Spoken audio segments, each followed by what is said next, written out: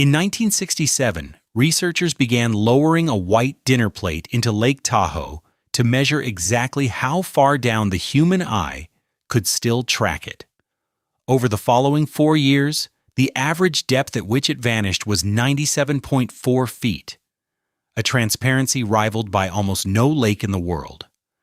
Lake Tahoe holds close to 39 trillion gallons of water, enough to submerge the entire state of California under more than 14 inches. It is the second deepest lake in the United States, a basin gouged open by fault block movement some 2 to 3 million years ago, long before the first humans crossed into the Sierra Nevada. By 2024, the dinner plate test returned a different number, 62.3 feet. By 2025, it had climbed back only to 69.2 feet. A change researchers call stable, not improving, and still roughly 30 feet short of what divers recorded in the 1960s. The lake has not stopped filling. It has not dried, or frozen, or been drained. What has changed is what can be seen inside it, and that decline began decades before anyone thought to measure it. This is the story of how a lake famous for clarity became a case study in what accumulates unseen beneath the surface. Chapter 1. The Lake with No Name That Stuck. The basin itself predates every name given to it. Lake Tahoe is the second deepest lake in the United States, surpassed only by Crater Lake in Oregon, its floor dropping 1,645 feet below the surface, deep enough to submerge a 50-story building and still leave water standing above it. It was not carved by a river, and it was not left behind by a retreating glacier. It formed through block faulting, the crust of the earth cracking along parallel fractures, one section dropping, the two flanking it rising, over roughly 2 to 3 million years. People who stood at its edge in the 19th century did not know the geology. They knew only that the water did something water was not supposed to do: let a dinner plate, de wire, lowered on a rope, stay visible to 100 feet down. That figure circulated as legend long before anyone measured it precisely, 100 feet, repeated at trailheads and in newspaper dispatches, close enough to the truth to survive a century of retelling. On February 14, 1844, 2 men climbed a 9,000-foot peak on the lake's southwestern rim, in cold that had already crippled part of their expedition. John C. Fremont was 30 years old, a lieutenant in the Army Corps of Topographical Engineers, sent west under orders to survey and map, not to discover officially, Tsoraxim, since the government did not recognize land as undiscovered when people already lived on it. He had trained as a surveyor in the Carolinas, married into a powerful Missouri political family, and built a career translating wilderness into coordinates the East could read.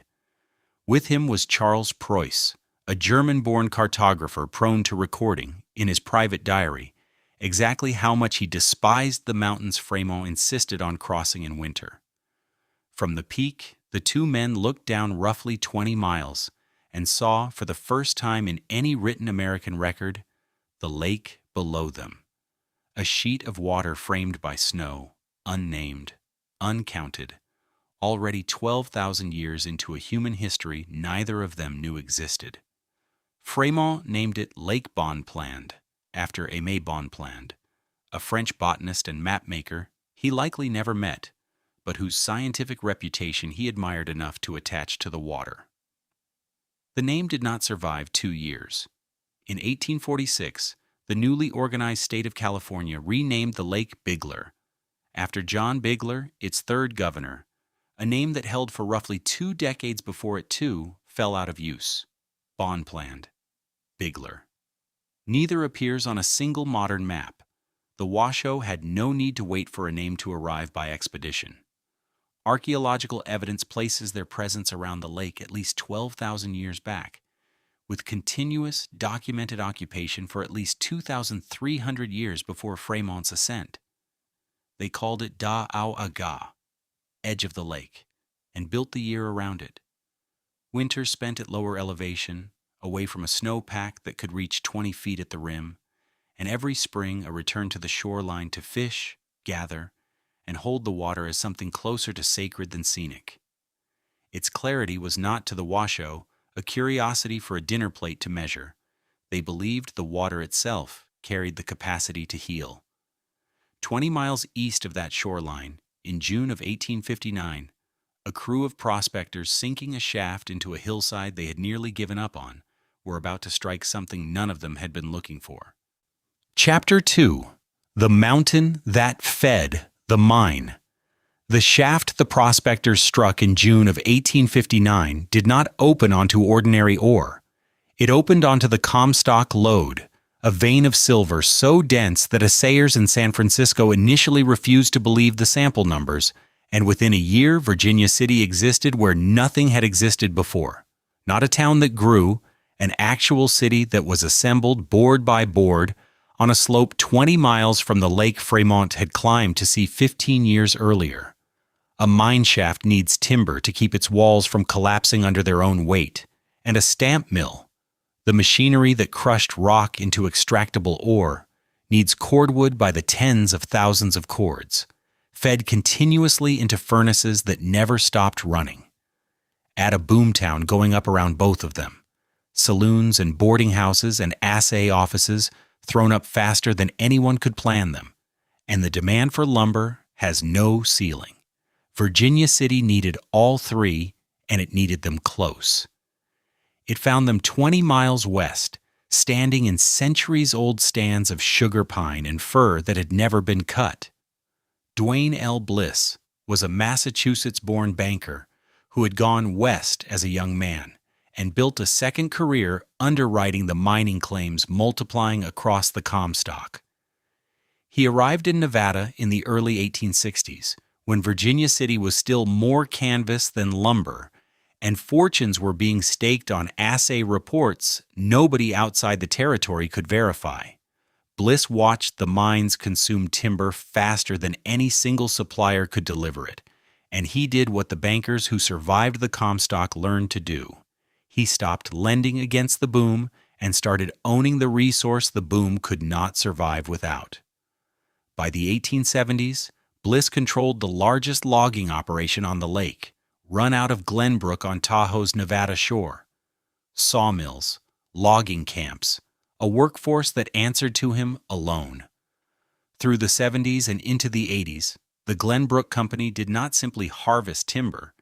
It engineered the mountain to deliver it, building flumes, V-shaped wooden chutes fed by mountain water, that could carry a cut log from a high ridge above the lake down to the mill floor in a matter of minutes. Gravity and water doing the work a team of horses could not.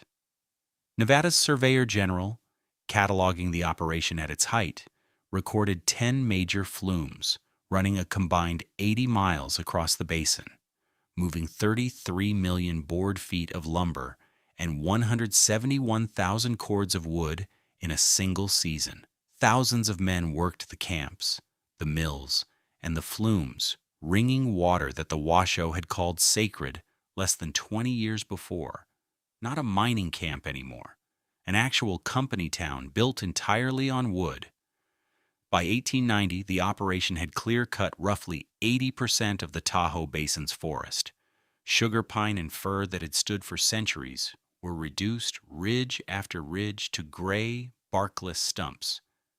The lake itself had not changed, but the hills that held it had. With the root systems gone, there was nothing left to hold the mountain in place when the snow melted. Rain and snowmelt began carrying loosened soil down the bare slopes and into the water for the first time in the lake's geological history. A change nothing in 1890 was built to measure. The instruments came later. The reason came first. The Comstock, meanwhile, was already past its richest years. Silver production that had once seemed inexhaustible was declining. Mine by mine, and the market Bliss had built his empire to supply was beginning, quietly, to shrink. He owned thousands of acres of cleared shoreline, a fleet of mills, and a railroad he had built to move his own lumber. What he did not yet have was a reason to keep any of it running once the mines stopped buying. That reason was already approaching the lake, on a different kind of track entirely. Chapter 3: The Second Fortune. The reason was a passenger car, not a freight car. By 1899, the Comstock's silver output had fallen for the third consecutive year, and Dwayne Bliss, watching the mines that had built his fortune buy less lumber each season, made a decision that had nothing to do with wood. He would sell the lake itself.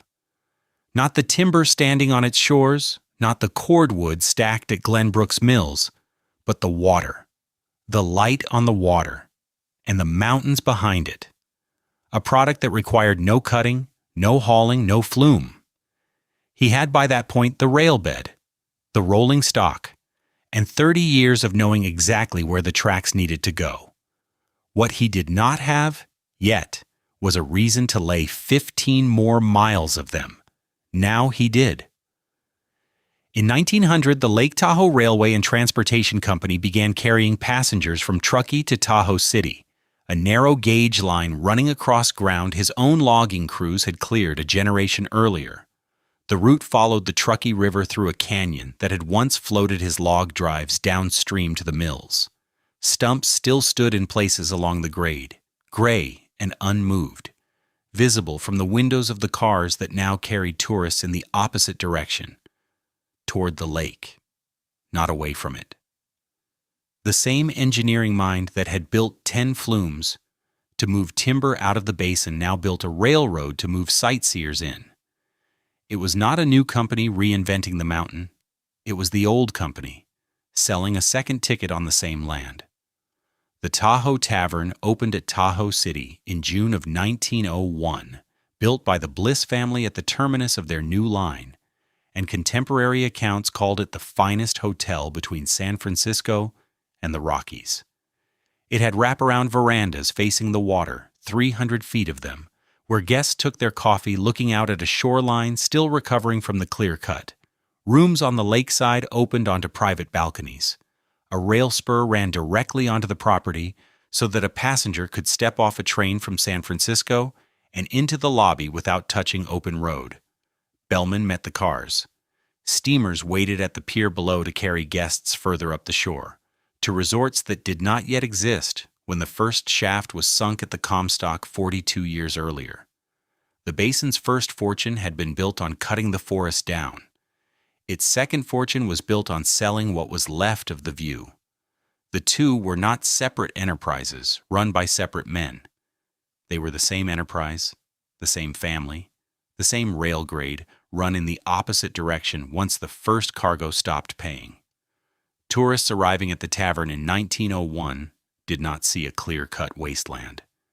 The eye adjusts, the second growth softens what the axe left behind, and a hotel veranda frames only what it wants framed. They saw a lake advertised correctly as the most beautiful in America. Few of them asked what the shoreline had looked like 20 years before their arrival, or what had been standing where the tracks now ran. Money noticed. It always does, eventually, once someone else has done the work of making a place accessible. The tavern's guest registers filled with names from San Francisco banking families in its first seasons, and within a generation the basin would draw a different class of visitor entirely.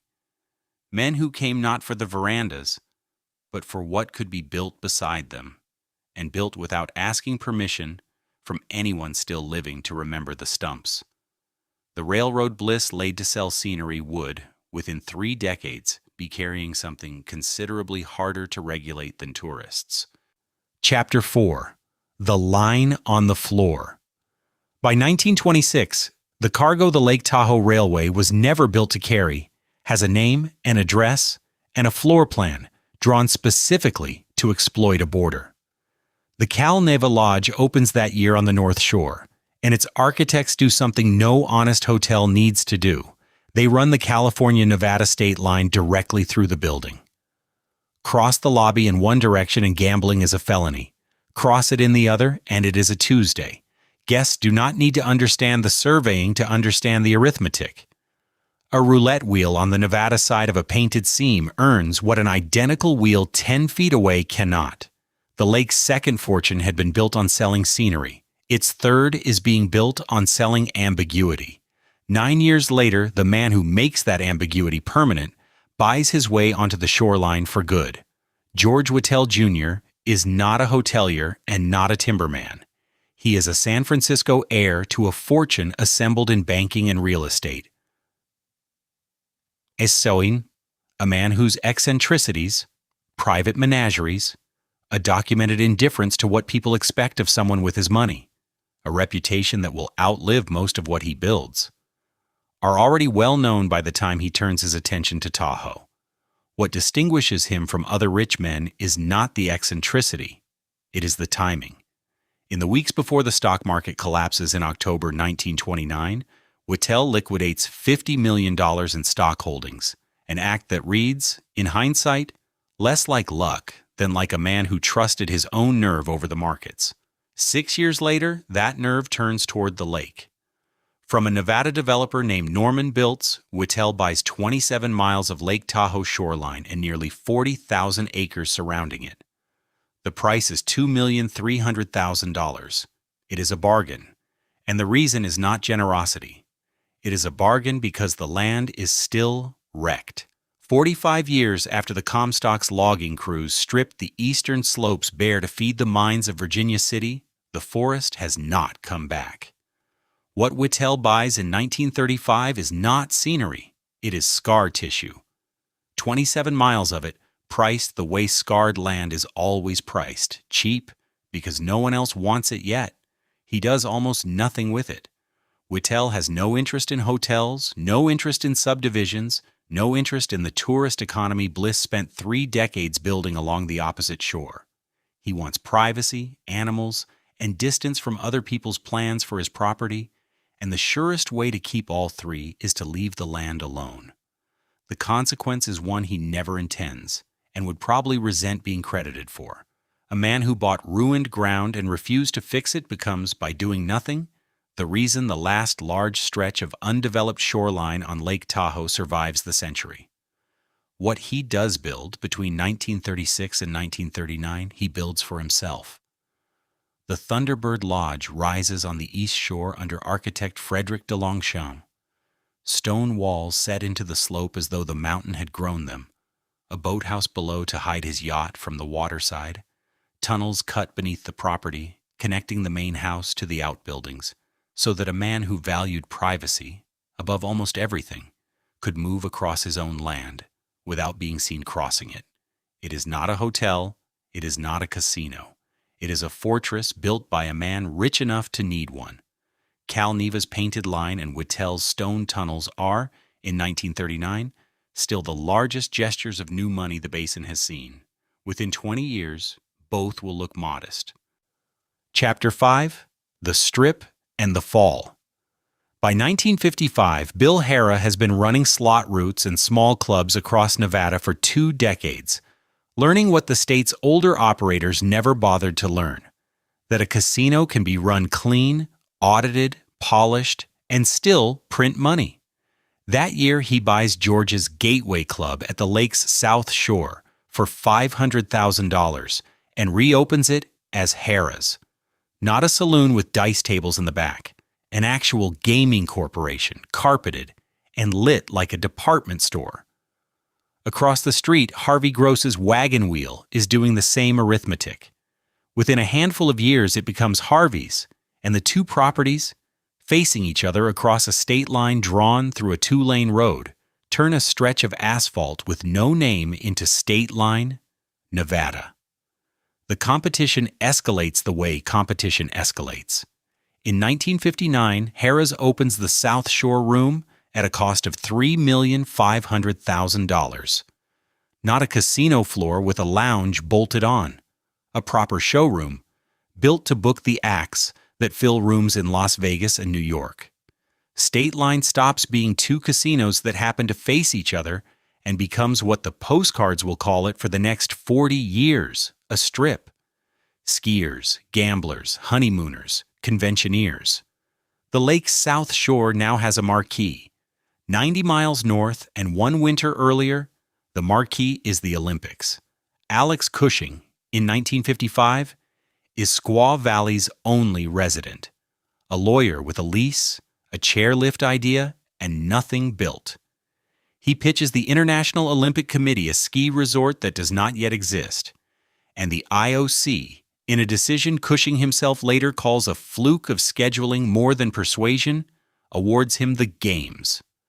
By February 1960, the valley he described on paper is hosting the 8th Winter Olympics. The first Winter Games ever televised, the first held with an Olympic village built for the athletes, and the first timed electronically instead of by hand. A man who owned nothing convinced a continent's governing body to bring the world's athletes to a mountain with one telephone line.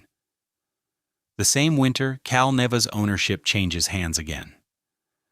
Frank Sinatra and Dean Martin buy the lodge that straddles the state line, the one built in 1926 to exploit exactly that border, the one George Whittell's contemporaries once called the largest gesture of new money the basin had seen. Sinatra takes 50%. His partner is Sam Giancana, a Chicago mob boss, holding his interest silently, off the license application. The way these things are arranged, they are not arranged well enough. On October 22, 1963, Frank Sinatra is forced to surrender both of his Nevada gaming licenses. The Nevada Gaming Control Board has documented Giancana, a man barred by name from every casino in the state, staying at Cal Neva as Sinatra's guest, using the lodge's cabins, seen by enough witnesses that denial stops being an option. Sinatra fights it for weeks and loses. The entertainer who did more than any other name to make Nevada glamorous is the first of that generation to be put out of the business by the state that built its fortune on his voice, filling its showrooms. The lodge closes that Labor Day. 2 casinos across a highway, a mountain that hosted the world, a lodge that outlived its usefulness to the man who tried to run it like Vegas. This is the loudest the basin has ever been, and none of it has stopped to ask what the noise costs. Harrah's parking lot pays for itself. Squaw Valley's lift lines pay for themselves. Nobody has yet priced what 100,000 new visitors a summer do to water that used to be measured for its clarity in feet, not percentages. That bill has not arrived. It is already being written. Chapter 6. The Bill Comes Due. The bill once written does not itself demand payment. It simply accrues. Through the 1950s and into the 1960s, the basin fills in the way basins fill in when nobody is counting the cost of filling. Not with malice, not with any single decision anyone could later be blamed for, but with the ordinary arithmetic of growth. Marinas go in at Taho City, at Cave Rock, at a dozen coves that had been driftwood and granite a decade earlier. Subdivisions climb the slopes above the shoreline, one cul-de-sac at a time. Highways widen to carry the traffic the casinos and the ski resort now generate. Ring the lake with asphalt where there had been dirt track, and before that, nothing at all. Each addition seems small. None of them, alone, look like an event. But the mechanism underneath is not new. It is the same mechanism that began in 1890, when Bliss's crews stripped the eastern slopes bare, and the roots that had held that soil in place for centuries went with the timber. What the clear cut started, the subdivision finishes. Bare hillside erodes into the lake. So does a construction site. A logging road washes out in spring runoff. So does a highway cut. Fertilizer feeds a lawn that was never supposed to exist at 7,000 feet. And what the lawn doesn't use, the lake absorbs. The lake has no mechanism for refusing any of it. It only takes clearer water and makes it less clear one summer at a time, and there is no season in which this reverses itself. In 1967, that decline finally gets a number. Researchers begin lowering a white dinner plate, a Secchi disc in the instrument's proper name, into the water off a research vessel, recording the depth at which it disappears from view. Between 1967 and 1971, the average comes to 97.4 feet. It is, at the time, one of the clearest bodies of water measured anywhere on the planet, and the men taking the readings have every reason to treat the number as a baseline, a floor from which the lake might be defended. It is not a floor, it is a ceiling. Tahoe will never again, in any year on record, see that number or better. 2 years into the measurements, the states notice. In 1969, California and Nevada, two governments that agree on almost nothing where the state line runs through the middle of a lake, formed the Tahoe Regional Planning Agency, the first bi-state compact of its kind anywhere in the country, built for the specific purpose of stopping growth around the basin from continuing unchecked. It is not a token body. It has the power to approve or deny development across 2 states, a jurisdiction no prior planning agency in America had been given. It is, by any reasonable measure, the correct response, arriving not long after the problem became visible. And still the clarity falls. Through the 1970s, the 1980s, the 1990s, the number drops. Not every year, not in a straight line, but drops, decade over decade, regardless of the compact, regardless of the permits denied and the setbacks enforced. The sediment that a century of stripped hillsides and poured foundations has already loosened does not wait for legislation. It is already in the water, already in motion, and no agency chartered in 1969 can reach back into 1890 and put the roots back. Regulation can slow what has not yet happened. It cannot undo what already has. There is a second inheritance from that same 1890s clear cut, and it has nothing to do with water. The forest that replaced Bliss's stripped slopes has had a century now to grow back, and with nearly every wildfire suppressed on principle for most of that century, it has grown back thick, close-set, and unthinned. Tree crowding tree in a way the original stand, logged in rotation, opened every few decades, never was. Bliss left those slopes bare. What has grown up in their place is not empty. It is loaded. Chapter 7. The fuel finds a match. The forest does not wait long to prove the point. On June 24, 2007, someone builds an illegal campfire near Fallen Leaf Lake, a short walk from the Tahoe shoreline, and does not put it out completely. That is the ignition story in full. Not lightning, not a downed transmission line, not an act of anything larger than a person who left flame unattended in dry timber. The Angora fire starts as almost nothing and finds a century of stacked fuel waiting for it. And the two facts, the size of the cause and the size of the consequence, sit next to each other without needing commentary. It burns 3,100 acres. It destroys 254 homes and 67 businesses. Most of that happens within hours, not days. The fire moves through the crowded, unthinned second growth at a pace that outruns the containment lines drawn against it, jumping from crown to crown in stands that a rotation-logged, periodically opened forest would never have allowed. Engines converge on South Lake Tahoe from departments across 2 states, streets empty. By the time the fire is contained, the arithmetic of the day has already been fixed. A single campfire. A quarter of a square mile of neighborhood gone. A bill for the 20th century's fire suppression policy come due in an afternoon. 14 years pass. The forest keeps doing what it has done since Bliss's crews stripped the slopes above the lake in the 1890s. It grows back thick, close-set, unopened, every small fire that might have thinned it put out on principle before it can spread. In August 2021, a different fire approaches from the west. The Caldor fire pushes through drought-cured timber toward the basin with enough speed and enough heat that for the first time in Tahoe's recorded history, an entire town receives an evacuation order. Not a neighborhood, not a subdivision, The whole of South Lake Tahoe, roughly 22,000 residents, told to leave and go. The fire ultimately burns 221,000 acres and destroys 1,003 structures.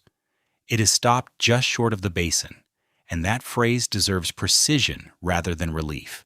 For days in late August 2021, just short of was not yet a fact, but a question.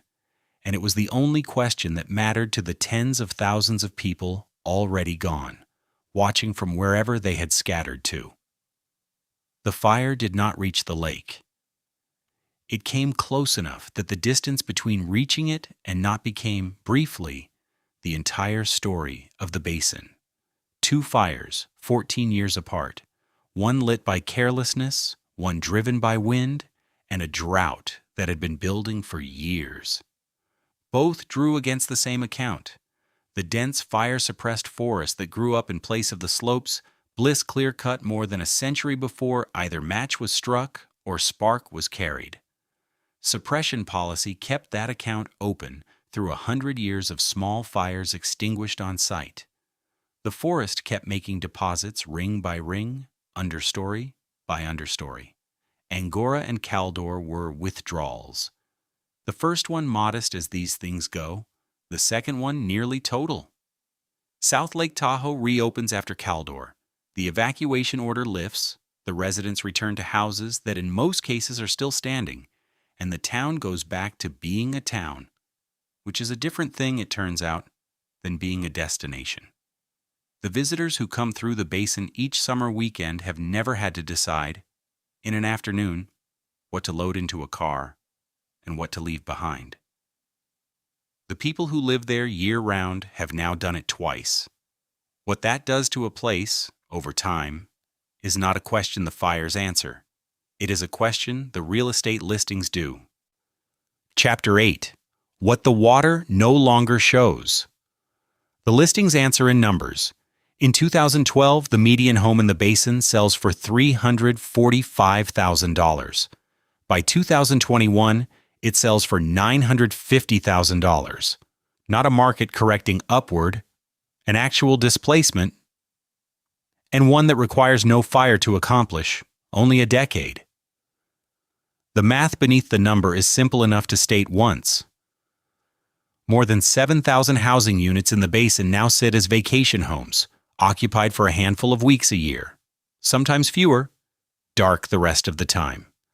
More than 1,000 local families sit on a waiting list for affordable housing that does not yet exist. The people who clean the vacation homes, who staff the restaurants below them, who plow the roads that reach them, increasingly cannot afford to live near the work.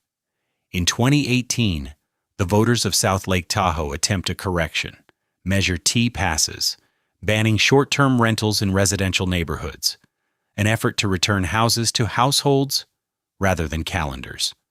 The legal fight over it runs for years afterward, through courtrooms, through appeals, through the ordinary machinery by which a town's attempt to govern its own housing stock is tested against the rights of people who do not live in the town. Whether the measure succeeds is not a question this account can settle. What it establishes, regardless of outcome, is that by 2018 the basin considers itself worth defending from its own market. The water keeps its own ledger, separate from the listings. In 2024, UC Davis measures average clarity at 62.3 feet. In 2025, it measures 69.2 feet. An improvement on paper, and also set against the ceiling of 97.4 feet recorded in the 1960s, still close to 30 feet short of what the lake once was. The researchers describe the long-term trend not as recovering, but as stable. Clarity that has stopped falling without climbing back to what it was. Stable is the word the data supports. It is not the word the lake's earliest surveyors would have used. What remains above the water can be walked. The Thunderbird Lodge stands today as a museum, its granite walls and tunnel and boathouse preserved on a fragment of the roughly 40,000 acres George Whittell once controlled along the east shore. The empire reduced to an exhibit, open for tours, closed for winter. The Taho Tavern is gone. Condominiums occupy its footprint now, and they carry its name on their sign. A resort that survives only as a brand attached to a building that never hosted a single one of its guests. The Calneva Lodge has sat shuttered for years, its restoration stalled repeatedly by cost overruns. The crossing where Sinatra once stood, with one foot in Nevada and one in California, closed to the public. The state line still there, running now through an empty room. Millions of visitors still arrive at the lake each year, for water once famous enough that a dropped dinner plate could be tracked by eye 100 feet down, the whole way to the bottom. The lake they find is still, by the standard of any ordinary lake, strikingly clear, clearer than nearly anything else its size in the country. It is simply no longer clear enough to do without effort what it once did without trying. Make depth legible. Turn 100 feet of water into something a person standing on a pier could see through as though it were barely there. The lake is still there. On a still morning, the surface holds the mountains upside down without distortion, granite and pine doubled in a sheet of water that from a boat deck looks less like a lake than like glass, laid flat across a basin the size of a small country. The light comes in white in July and goes the color of a bruise by September, and the ridgeline has not changed in shape since before the first cabin went up on its shore. What has changed is underneath, past the point where the eye gives out. The part of the lake no visitor photographs anymore, because there is nothing left there to photograph, only the water going on, clear at the top and unaccounted for beneath.